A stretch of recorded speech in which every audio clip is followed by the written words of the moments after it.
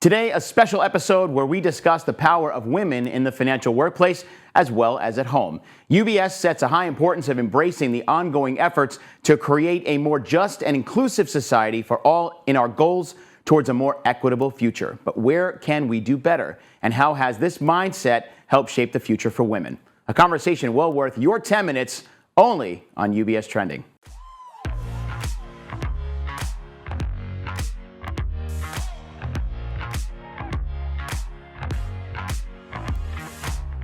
Hi, everyone, and welcome to UBS Trending. I'm Anthony Pastore. Thank you so much for being with us. I'm joined today by Bree Williams from SSGA. We're going to have a really enlightening conversation today about the power of women and finance. Bree, really nice to have you. It's been a long time since we've been able to sit together.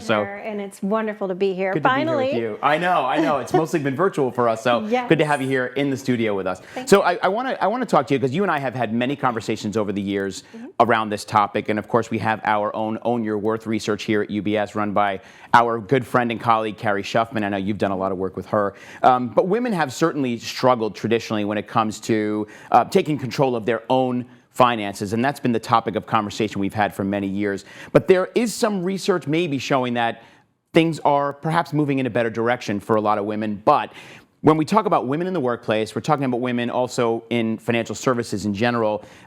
There are certainly barriers that still exist. So what do you see out there? Well, let's start with a bit of the good news first, okay? That would be a great place to start, right? The progress front, many say, and I agree completely, that this decade is going to be the decade of the female investor, as well as women in the workplace. And there's been progress made. The needle's moving, maybe not as fast as we would like and or as equally distributed as we would like. But when it comes to owning your worth, women are stepping up. They're more engaged. They are certainly more aware of the challenges across the financial life cycle, and they're seeking guidance and help. The challenge, though, is can we meet them where they are and help them progress further? As far as women in the workplace, there's been a lot of progress there. More to be done here, but we are encouraged by the global progress. That's great. Yeah, and there are certainly a lot of gaps still left to fill. One of the things I can say is looking at the most recent Own Your Worth research, which was from last year, there has been progress in the number of women who lead on financial decisions in their opposite gender partnerships or marriages from 21% up to 26% from 2018 to 2022. So that's certainly progress, but there are more gaps there, aren't there? Definitely. So women are poised to take center stage because they live longer. Right. So longevity can be an advantage. They're also in prime position for the wealth transfer that's already underway. And they're in a better seat when it comes to their own income earning potential. They've already been influencing financial decisions for decades, over 80% in the households, whether they're the ones directly buying it or having a say over who they hire, what they invest in, and how things go. That has been highly influential for years. Great. So why don't you let's dig in a little bit more deeply as a from your own personal experience. Not only are you a woman who's controlling her own finances, but you're also an employee of this industry that we both sit in. What has that been like for you, and what have you learned from that? So, as an individual investor, personally, it's about getting the money conversation out there. That's really a tall order. And you think about it, I'll use my own example here. I'm sure my husband will cringe a little bit. But when we think about when we first got married, I was not in financial services. I had a career in advertising and marketing for almost 12 years. And I was very happy sitting in the passenger seat. And then as things progressed, not only in our lives together and money situations became more complex as we aged into our financial journey, and then I jumped into financial services, I had a deeper interest and I wanted more involvement. So when I raised the question, initially his response was a little defensive. I had poked the bear. Now, in full transparency, he is a financial advisor. This is what he does. He should be better at it, and he is. So it was not about trust, but he took it that way. So I had to reframe the conversation when I put it out there of, this is for my peace of mind so I can sleep at night and heaven forbid the proverbial bus take you out. I need to be able to keep on keeping on if you're not here. That's certainly not a scenario I want to see play out. But by having more of an understanding of what are we invested in, its role in its portfolio, how we're doing against our financial objectives in the short, medium, and long term, I'm in that position. So now we can co-pilot more successfully together. It's great to hear you say this, and especially to your husband, who is an FA, and that may be the case for some women out there and may not be. But it's great that you opened up the door to have that conversation. And isn't that what we're trying to encourage other women who are not getting a seat at the table to do? Absolutely. And whether it's your spouse, partner, children, parents, getting that first conversation going is difficult, and it's not going to happen with just a one and done. This is something you have to have a commitment to doing.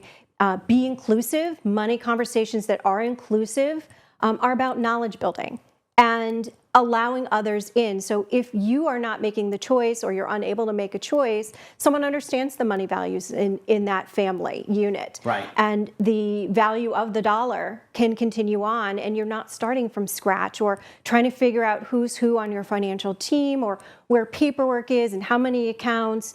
That financial organization and inclusivity is going to go a long way to having a healthier decision-making framework and also get you to that financial secure point. Mm-hmm. Look, I mean, it's scary for anybody to walk into a financial advisor's office and have a conversation on a topic that you're not necessarily comfortable with. You may have a woman who is a doctor or a lawyer who knows nothing about finance, but certainly wants to invest her money and her husband's money. But it's, I think don't be so fearful. Go in there and say, this is not my cup of tea. If I had to defend you in court, I could do it all day, but this is your expertise. You tell me what we need to do here. Yeah, I mean, that's very true. You don't need to be an expert to hire one. And furthermore, I think there's a couple myths we have to bust.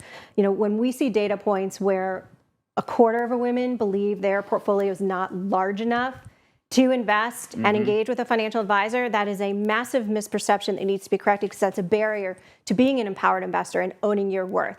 Everyone has the ability to have access to financial advice. It's about finding the right experience, the right person for you to work with or team, and getting the engagement that you need and deserve to own your worth. So you shouldn't hold back, and you shouldn't be afraid to ask questions. It's not about trying to go toe to toe with the expert you're sitting across the table with. It's about finding someone that understands you deeply in terms of your attitudes about money, your relationship with money thus far, and where do you want to be going? That's right. I was going to say, one of the things you should always know when you walk into that meeting is, what do you want to have happen with your money? So I want to be able to educate my children, grandchildren, or I want to buy that second home, or I want to buy a first home, or want to buy a car. Not what mutual fund do you want to put in that account? It's about what the goals are, and let the advisor do the work to say, here's how we're going to get there.